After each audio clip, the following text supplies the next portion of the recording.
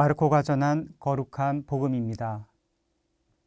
그때의 제베데오의 두 아들 야고보와 요한이 예수님께 다가와 스승님, 저희가 스승님께 청하는 대로 저희에게 해 주시기를 바랍니다 하고 말하였다. 예수님께서 그들에게 내가 너희에게 무엇을 해 주기를 바라느냐 하고 물으시자 그들이 스승님께서 영광을 받으실 때에 저희를 하나는 스승님 오른쪽에 하나는 왼쪽에 앉게 해 주십시오 하고 대답하였다. 예수님께서 그들에게 너희는 너희가 무엇을 청하는지 알지도 못한다. 내가 마시는 잔을 너희가 마실 수 있으며 내가 받는 세례를 너희가 받을 수 있느냐 하고 물으셨다. 그들이 할 수 있습니다 하고 대답하자 예수님께서 그들에게 말씀하셨다.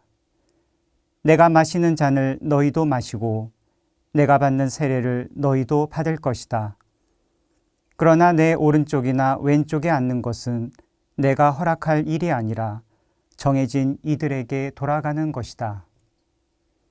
다른 10 제자가 이 말을 듣고 야고보와 요한을 불쾌하게 여기기 시작하였다. 예수님께서는 그들을 가까이 불러 이르셨다.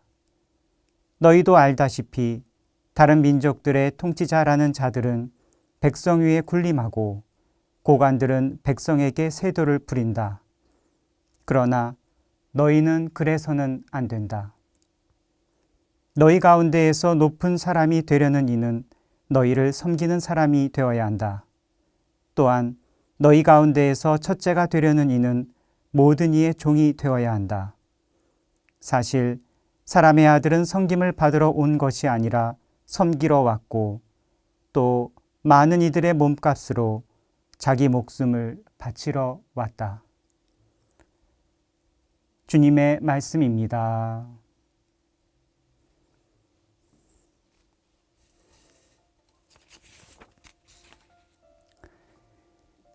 제가 어렸을 때 어머니께 새 운동화를 사달라고 졸라댄 적이 있었습니다.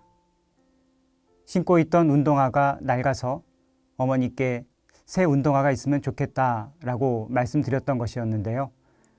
그런데 제가 새 운동화를 사달라고 졸라대면서 특정한 브랜드를 얘기하면서 꼭 이걸로 사주세요 라고 얘기를 했습니다. 어머니께서는 잠시 생각하시는 듯 하더니 좀 더 고민해 보시겠다고 말씀하셨습니다. 그런데 그 뒤로 어머니께서는 저에게 아무런 말씀이 없으셨습니다. 그래서 혼자 속으로 안 되겠구나 라고 생각은 했는데 제가 너무나 간절히 원했던 것이었기 때문에 그 상황을 이해는 하면서도 한편으로는 속이 상해서 좀 뾰루퉁한 채 그렇게 한동안 보냈던 적이 있었습니다. 저는 제가 원하는 것을 얻고 싶은 마음이 굉장히 컸기에 비용에 대한 생각이나 아니면 저희 누나나 동생들에 대한 그러한 배려까지 생각하지는 않고 그냥 제가 원하는 것을 얻고자 하는 마음이 굉장히 컸습니다. 아무래도 그러한 많은 것들을 고려해야만 하는 어머니의 입장은 분명히 저와는 달랐을 텐데 저는 그런 어머니의 마음을 헤아리지 못하고 저 자신만을 생각하고 제가 원하는 것만을 사달라고 졸라댔던 그러한 철없는 그런 행동을 한 적이 있었습니다. 오늘 복음에서 야고보와 요한은 예수님께 부탁이라기보다는 요구에 가까운 행동을 합니다. 저희가 스승님께 청하는 대로 저희에게 해 주시기를 바랍니다. 야고보와 요한은 무엇을 청한다는 얘기도 없이 대뜸 예수님께 자신들이 청하는 것을 꼭 들어달라고 얘기하면서 어머니까지 대동하고 왔습니다. 어떻게 보면 이러한 제자들의 모습은 예수님께 굉장히 무례해 보일 수도 있었을 것입니다. 예수님께서 아니 이놈들이 라고 생각하시면서 굉장히 얼굴을 붉힐 수도 있는 그런 상황이었겠지만 사랑이 많으신 예수님께서는 또 좋은 스승이신 예수님께서는 그러한 제자들에게 내가 무엇을 해주기를 바라느냐 하고 되묻습니다. 그리고 두 제자는 자신들이 원하는 것, 곧 예수님께서 가장 영광스러운 순간에 자신들이 바로 그 양 옆에 있는 그 은총을 갖게 해달라고 청합니다. 그러자 예수님께서는 너희는 너희가 무엇을 청하는지 알지도 못한다 라고 말씀하십니다. 이처럼 야고보와 요한은 자신들이 무엇을 청하는 것인지도 알지 못한 채 자신들이 원하는 것을 예수님께 요구하는 것은 분명히 예수님과 아직 진정한 인격적인 관계를 이루지 못했고 또 예수님의 마음을 충분히 헤아리지 못했기 때문에 나온 행동이라고 여겨집니다. 예수님께서 생각하시고 고민하시고 또 그분이 이루시려는 것에 대해 함께 마음을 모으기보다는 자신들이 영광을 얻는 것에 더 마음을 쓰면서 살고 있음을 아주 단적으로 보여주는 하나의 상징적인 사건이라고도 말할 수 있겠습니다. 인격적인 만남에 기초한 관계가 형성되려면 자신의 바람뿐만 아니라 상대방이 원하는 것을 아주 잘 들을 수 있는 그러한 내적인 태도가 형성되어 있어야 합니다.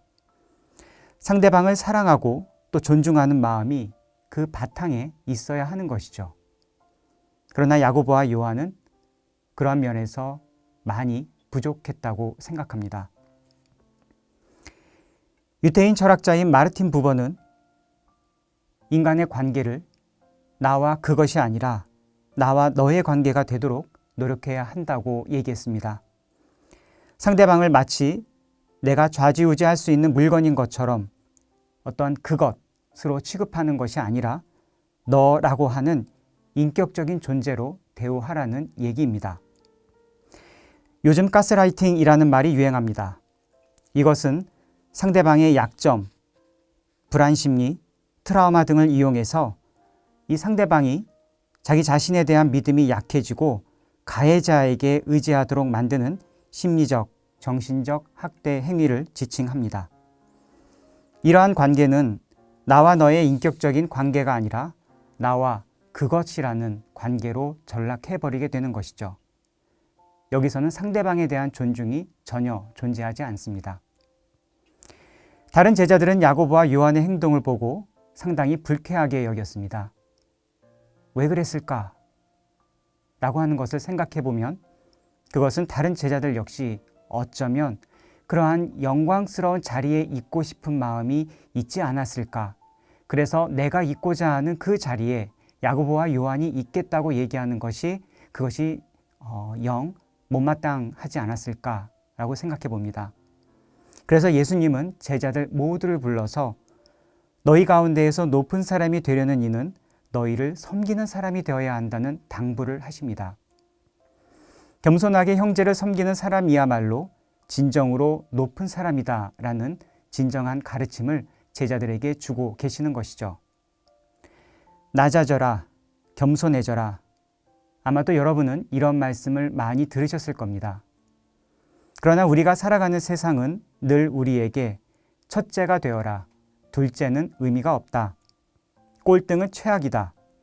어떻게 해서든지 자기 자신과 자기의 능력을 과시해라. 이 세상은 우리에게 이렇게 요구를 합니다. 그래서 우리 마음은 늘 낮아지고 겸손해져야 한다는 마음이 한켠에 있고 또 다른 한켠에서는 자신을 드러내고 자신을 과시하고 싶은 마음도 동시에 존재하는 것이죠.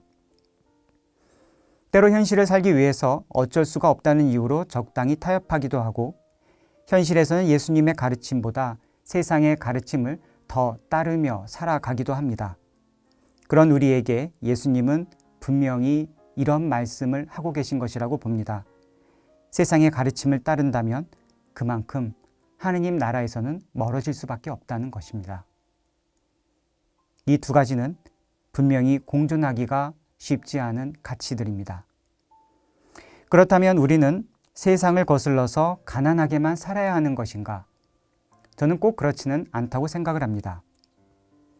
예수님은 무조건 가난하게 살아라, 꼴찌를 해라, 혹은 자신의 능력을 숨겨라 이렇게 말씀하시는 것은 결코 아니었습니다. 어떤 내적 태도를 갖고 있는지 그것을 보라는 것. 이것이 예수님께서 우리에게 말씀하시고자 하는 핵심이었다고 생각을 합니다. 우리는 재물을 많이 가질 수도 있고 또 1등을 할 수도 있고 자신의 능력을 마음껏 드러내며 살 수도 있습니다. 중요한 것은 자신의 만족과 영광을 위해서가 아니라 바로 하느님을 위해서 그렇게 할 때 우리의 그 모든 것들, 우리의 재물 혹은 우리가 무언가를 잘 해내는 것, 이런 것들이 의미가 있다는 것입니다. 하느님과의 인격적인 관계를 바탕으로 하느님께 영광을 돌리고 스스로를 낮출 수 있는 마음을 가지고 있다면 자기가 가진 부와 명예 혹은 능력에 휘둘리지 않고 우리는 그것들을 하느님을 위해 마음껏 발휘하면서 살아갈 수 있습니다. 그렇게 살기 위해서는 우리 모두에게 겸손의 자세는 너무너무나도 중요합니다. 단순히 칭찬을 받을 때만 겸손한 것을 넘어서서 내가 모욕과 조롱을 받는 순간에도 똑같이 순환당하신 예수님을 떠올리며 자기 자신을 낮춘다면 오히려 그러한 체험이 우리가 예수님과 깊은 일치를 이루는 데 있어서 커다란 은총의 계기로 변화될 수 있습니다. 그러나 그것은 알고 있다고 실천할 수 있는 것은 분명 아닙니다. 아는 것과 실천하는 것은 다를 수가 있기 때문이죠. 우리는 이 두 가지를 통합할 수 있도록 노력해야 합니다. 예수님께서 우리에게 말씀해 주신 바로 그 가르침을 우리가 실천하고 또 실천한 것을 우리가 다시 마음에 되새기는, 이것이 반복적으로 또 선순환적으로 잘 이루어져야 하는 것이죠. 그래서 우리는 아주 작은 모욕과 조롱을 스스로 감내하며 하느님께 봉헌할 수 있어야 합니다. 작은 것에서 우리가 최선의 노력을 다할 때, 그리고 그분의 도움과 은총을 청할 때 우리 안에서는 바로 이 겸손이라는 내적 태도가 조금씩 뿌리를 내릴 수 있을 것이라고 생각합니다.